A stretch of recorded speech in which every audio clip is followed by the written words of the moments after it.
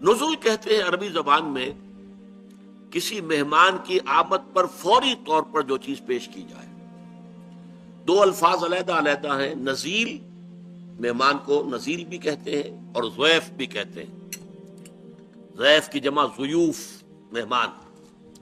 نزیل وہ اس وقت ہے جبکہ وہ ابھی آپ کے دروازے پر آ کر اترا ہے، یا اونٹ پر آیا ہے سوار ہو کر، اونٹ بٹھا کر اترا تو وہ نازل ہوا ہے، ابھی نازل ہوا ہے اونٹ پر سے. گھوڑے پر تھا، گھوڑے سے اترا ہے. کار پر تھا، کار پر سے اترا ہے. تو یہ نزیل ہے. فوری طور پر اس کی حیثیت نزیل کی ہے. جب وہ آپ کے ہاں آ کر جم گیا، آپ نے اس کے لیے کوئی کمرہ جو ہے ٹھیک کر دیا، یہاں آپ کو بیٹھنا ہے، یہاں رہنا ہے، یہ جگہ ہے، اب وہ آپ کا ضیف ہے. ضیف جو ہے وہ مہمان کو کہتے ہیں. اور یہ آپ دیکھتے ہیں آج بھی دنیا کے اندر رواج ہے، جیسے کوئی آتا ہے پہلے آپ اسے موسم کی مناسبت سے ٹھنڈا یا گرم پیش کرتے ہیں، کوئی چائے یا ٹھنڈا شربت. پھر تیاری ہوتی ہے، پھر اہتمام ہوتا ہے، اور اس کے لیے ضیافت، پھر وہ ضیافت کہلاتی ہے. ابتدا میں جو چیز آپ دیں گے وہ نزل کہلائے گا. نزیل کے لیے اسی لفظ کی مناسبت سے نزل، ابتدائی مہمان نوازی. اور ضیف کی مناسبت سے ضیافت. اب ضیافت جو ہے اس میں ظاہر بات ہے کہ اہتمام ہوتا ہے، طرح طرح کے کھانے جو ہے اس میں شامل کیے جاتے ہیں، اس کے لیے پوری طریقے سے تردد کر کے اہتمام ہوتا ہے. یہ ساری نعمتیں جو گنوائی گئی ہیں، اب نوٹ کیجئے، یہ نزل ہے. اس کا کیا مطلب ہے کہ ضیافت کا جو تصور ہے اللہ کی طرف سے جو ضیافت ہوگی، وہ تو ہمارے خیال سے، گمان سے، تخیل سے، تصور سے ماورا ہے. یہ سب کچھ جو ہمارے نفوس میں اشتہا تھی، لیکن ہم نے اپنی زندگی میں، حیات دنیاوی میں اللہ تعالیٰ کے احکام کی پابندی کی وجہ سے اپنے نفس کی لگامیں کھینچ کر رکھی. اپنے نفس کو وہ سب کچھ فراہم نہیں کیا جو ہم کر سکتے تھے. حرام راستے سے کرتے تو نفس کو وہ سارے اس کے تقاضے پورے کر دیتے، ہم نے نہیں کیے. اب اس کا بدلہ کیا ہے کہ قیامت میں، جنت میں آپ کے وہ سارے تقاضے جو ہیں ان کی بھرپور تسکین کا سامان کر دیا جائے. یہ اس کا بالکل منطقی طور پر جو ہے یہ اس کا بدلہ ہے، اس کی جزا ہے. پھر یہ کہ ہر شخص اپنے شعور کی سطح، اپنے فہم کی سطح، اس کے اعتبار سے جو طلب کرے گا وہ اس کو دے دیا جائے گا.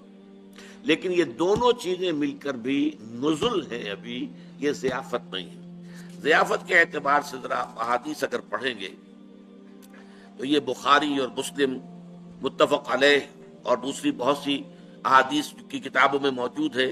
حضرت ابو ہریرہ سے رضی اللہ تعالی عنہ قال قال رسول اللہ صلی اللہ علیہ وسلم قال اللہ عز وجل. یہ حدیث قدسی ہے. حضور فرما رہے کہ اللہ تعالیٰ جل جلالہ نے، عز جل نے یہ کہا ہے، اعددت لعبادی الصالحین، میں نے اپنے نیک بندوں کے لیے تیار کیا ہے وہ کچھ، ما لا عین رأت، جو کسی آنکھ نے دیکھا نہیں، ولا اذن سمعت، اور کسی کان نے سنا نہیں، وما خطر علی قلب بشر، اور کسی انسان کے دل پر اس کا خیال تک کبھی نہیں گزرا. پھر حضور نے فرمایا وَقْرَؤُوا إِن شِئْتُمْ، اگر تم چاہو تو اس مضمون کی مناسبت سے قرآن کے یہ الفاظ پڑھ لو، فَلَا تَعْلَمُ نَفْسٌ مَا أُخْفِيَ لَهُم مِّن قُرَّةِ أَعْيُنٍ. سورہ یہ سجدہ کی آیت ہے، یہ حامیم سجدہ ہے جو ہم پڑھ رہے ہیں، اور صرف سورہ سجدہ جو ہے یہ ہے سورہ سجدہ علیحدہ، الف لام میم سجدہ. فلا تعلم نفس، کسی جی کو معلوم ہی نہیں ہے جو کچھ ہم نے چھپا کر رکھا ہے ان کے لیے، آنکھوں کی ٹھنڈک کے اعتبار سے جو کچھ ہم نے ان کے لیے تیار کیا ہوا ہے وہ کسی انسان کے علم میں آ ہی نہیں سکتا. ما لا عین رات، کسی آنکھ نے دیکھا نہیں، ولا اذن سمعت، کسی کان نے سنا نہیں، وما خطر علی قلب بشر، کسی انسان کے دل پر اس کا احساس اور خیال تک نہیں گزرا. وہ نعمتیں ہیں جنت کی اصل ضیافت والی نعمتیں. یہ جو نعمتیں گنوائی گئی ہیں، لکم فیہا ما تشتہی انفسکم، تمہارے نفوس کے اندر جو تقاضے ہیں، جو خواہشیں ہیں، جو ودیت کی تھی اللہ تعالیٰ نے، تم نے ان کی لگاموں کو کھینچ کر رکھا اپنی حیات دنیاوی میں، اللہ تعالیٰ کے حلال پر اکتفا کی، حرام میں منہ نہیں مارا. اس کی جزا یہی ہوگی کہ تمہاری تمام جتنی بھی تمہاری نفسانی طلب طلبات طلب رہے ہیں، ان سب کی بھرپور جو ہے تسکین کا سامان ہوگا۔ اور پھر جو تم مانگ سکو، مانگو جو مانگو، مانگو جو مانگنا ہو۔ اب ظاہر بات ہے ہر شخص اپنی ذہنی سطح کے مطابق مانگے گا۔ یہ تو ہے نزل من غفور الرحیم، اس ہستی کی طرف سے ہے جو غفور اور رحیم ہے۔ باقی جیسا کہ میں نے عرض کیا، جو اصل ضیافت ہے وہ تو وہیں جا کر معلوم ہوگی، اللہ نے وہاں پہنچا دیا تب پتہ چلے گا۔ باقی ساری یہ جنت کی جو نعمتیں بیان ہوتی ہیں، سورہ رحمان میں ہوں، سورہ دہر میں ہوں، سورہ واقعہ میں ہوں، یہ ساری نعمتیں در حقیقت ان دو کیٹیگریز کے اندر ہے، ما تشتہی انفسکم وَلَكُمْ فِيهَا مَا تَدَّعُونَ۔